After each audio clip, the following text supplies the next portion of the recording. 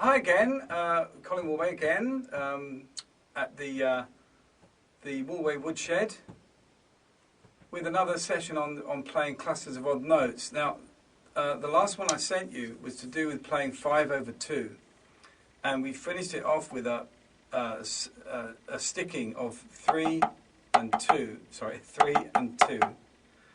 played over a jazz sort of bass drum hi-hat, bass drum on 1, hi-hat on 2, bass drum on 3, hi-hat on 4. So we were going 1, 2, 3, 4, 1, 2, 3, 4, 1, 2, 3, 4.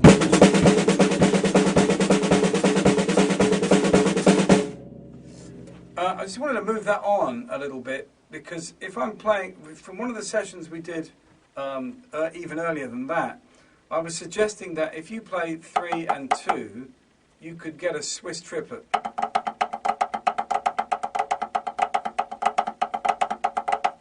In there somewhere. So basically you're going right, left, left, right, left, and you're putting a flam in, so it's right, left, flam, right, left.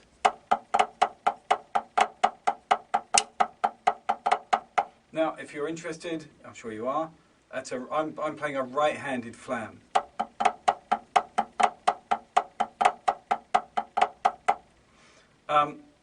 When you come to do it on the drums, and you start moving it around the drums, I think it turns into a unison note.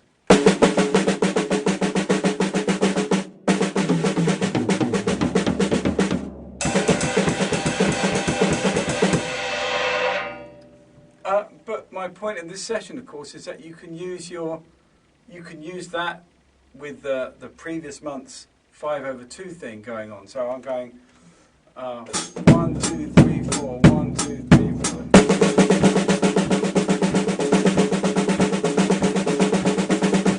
I'll bring the flam out a bit more.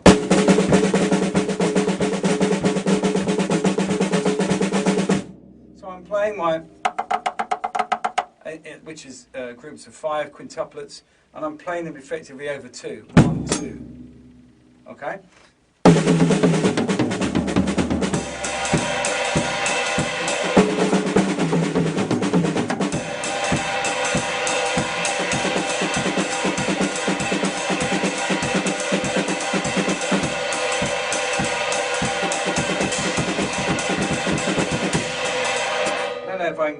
If my bass drum's now joined in with my right hand. I don't know if I can keep my hi-hat going.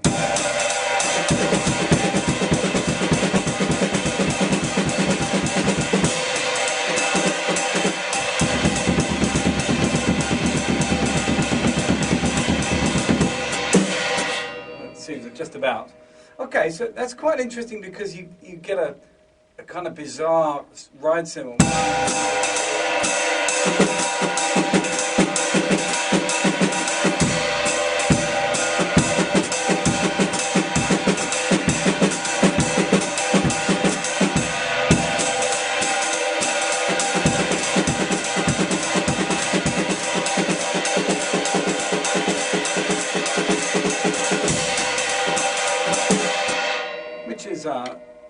Desirable or not. There you go, that's an interesting addition to the whole 5/2 discussion, and you can move that around how you like.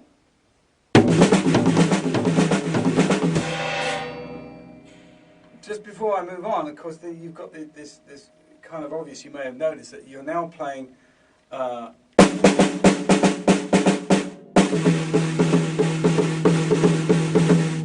both hands are playing the same thing, counterpoint to each other, or contrapuntally, I think you might say, but in 5/2.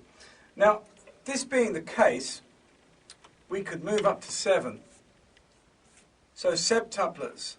1, 2, 3, 4, 5, 6, 7. 1, 2, 3, 4, 5, 6, 7. 1, 2, 3, 4, 5, 6, 7. 1, 2, 3, 4, 5, 6, 7. 1, 2, 3, 4. 1, 2, 3, 4. 1. 1, 2, 3, 4. 1, 2, 3, 4. Oh, nearly missed it. 1, 2, 4. 1, 2, 3, 4. 1. So they're septuplets. So that's the reason that, because there's more of them, we have to play them faster if we're going to play at the same speed, or we have to slow down a bit in order to cram all the notes in. So I could go like.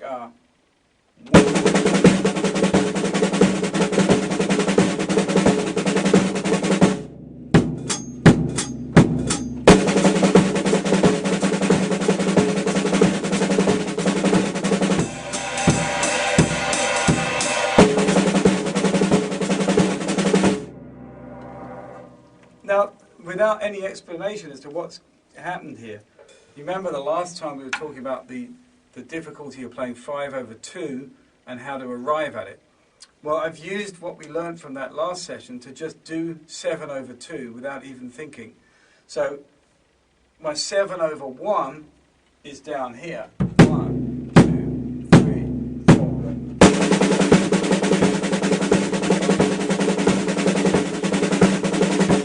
That's 7 over 1. By playing the hi-hat in between, or if you like, we could build up. Let's double up the bass drum.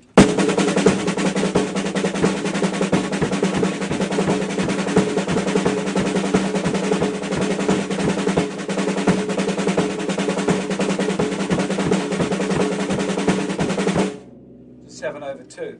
But in a kind of a jazz context, I'm going to play the hi-hat in between the bass drum instead. So I'm playing 1 down there and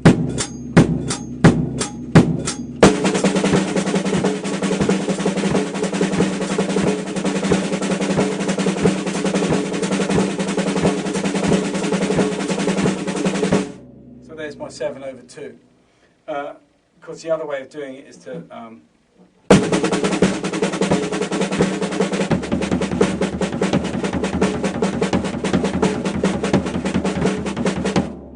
and that's 7 over 2 on that drum. But I thought we'd just carry on this kind of jazz vein. So I've got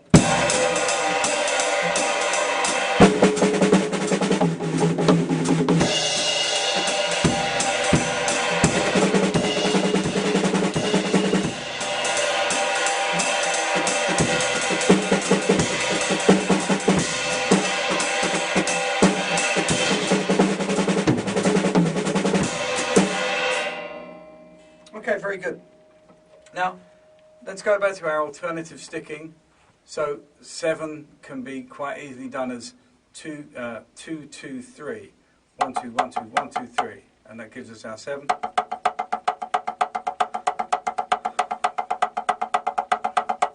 And quite nicely kind of brings out what most people feel is a kind of a natural 7 subdivision. Da, da, da, da, da, da, da, da, da, da, da, da. It's probably the commonest that you'll come across in contemporary playing. So we've got that here.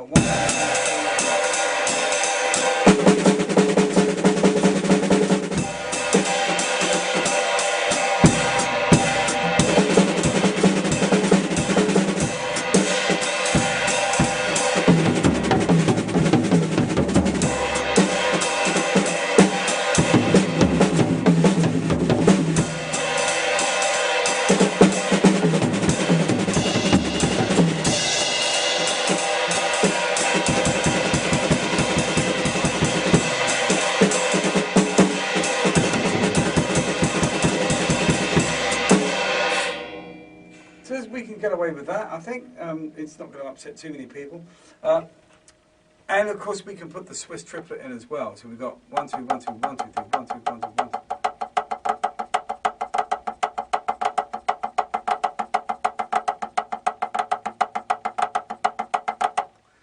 Now to get that I've got right, left, both right, left. Or right-handed flam if you like, both, left, flam, right, left.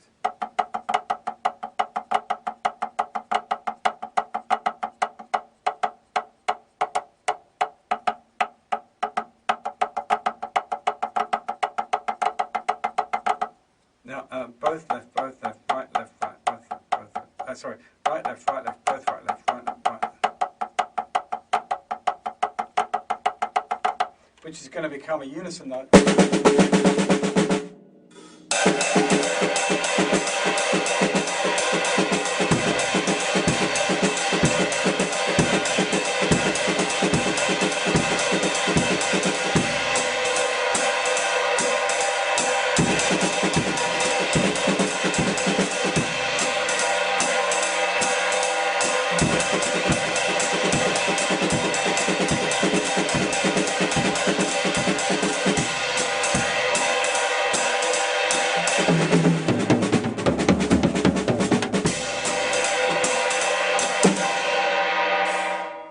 that's the kind of thing that we did with the 5 in the last session, where you end up with both hands playing.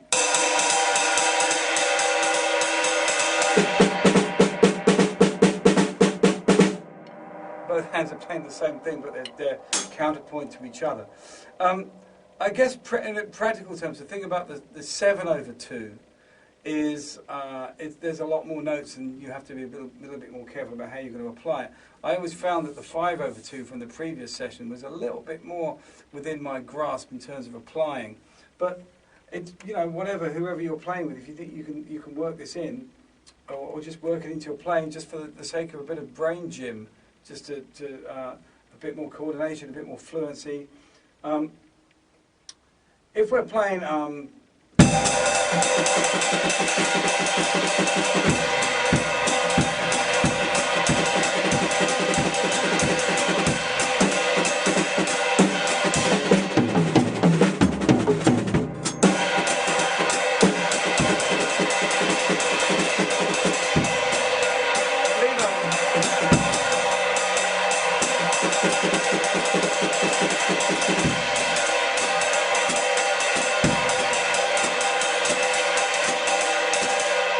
get into some very strange things with that. But anyway, look, there's your 7/2, carrying on from the spirit of the last session that we did. So just to recap, we've got 7/1.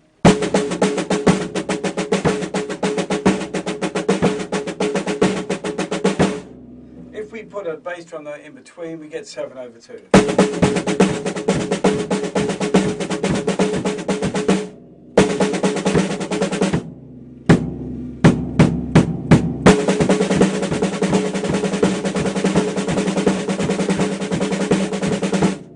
Replace an extra bass drum with a hi-hat, so we're aiming for the downbeat.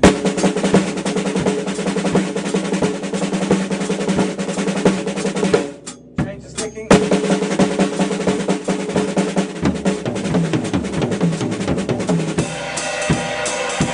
It's a logical leap to the jazz ride.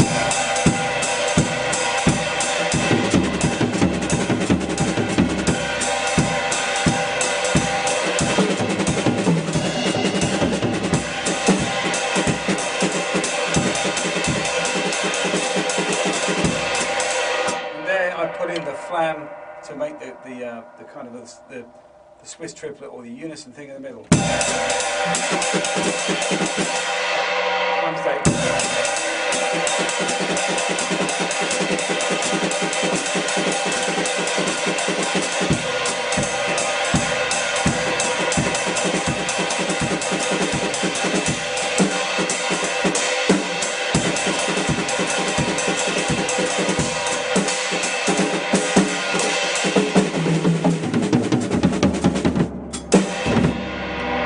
Okay, so there you go.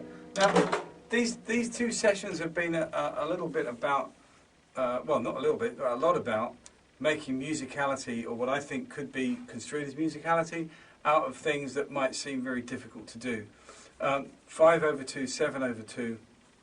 I think the point of the lesson is still this whole Drumsense thing about train of thought. What if we doubled up the feet to make them, we're counting twice the number of notes, we get 5/2, we get 7/2, we change the sticking, put it into a jazz context, suddenly we've got something we can work with. The lessons I've done with students on this subject have always been successful, and quite good fun to do once you put on a bit of jazz backing track as well. Okay, have some fun with that.